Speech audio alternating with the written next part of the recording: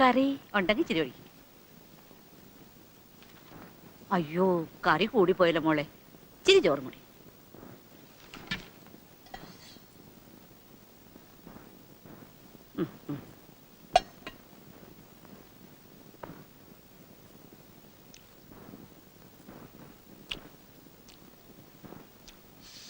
കാനറ ബാങ്കിൽ നിന്ന് പോന്നേപ്പൊ എനിക്ക് ഒട്ടും വിശപ്പില്ല.